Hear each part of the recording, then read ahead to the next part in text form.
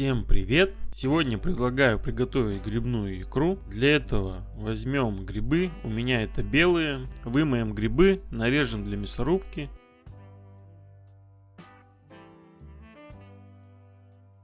Возьмем помидоры, вымоем.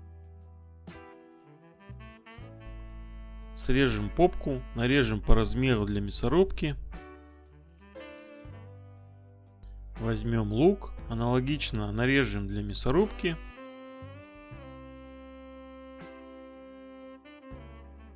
Такую же процедуру проделаем с морковью.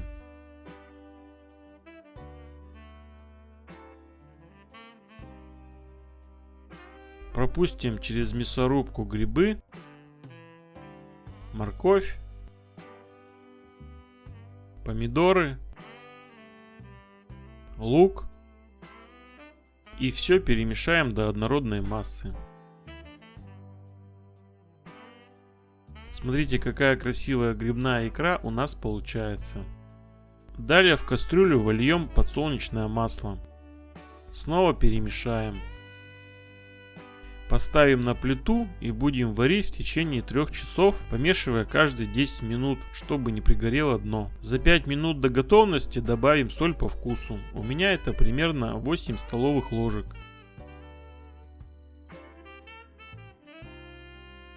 Когда грибная икра будет готова, нальем ее в стерилизованные банки.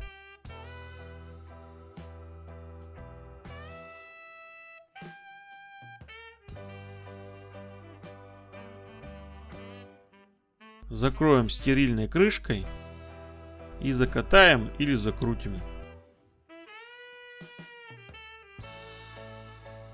Банку перевернем, накроем теплым материалом и оставим до полного остывания. Грибная икра прекрасно сочетается с хлебом, но также подойдет и к другим блюдам. Кому понравился рецепт, ставьте лайк, подписывайтесь на канал Рецепты на выбор, делитесь с друзьями в социальных сетях, нажимайте на колокольчик. Всем пока, до новых встреч!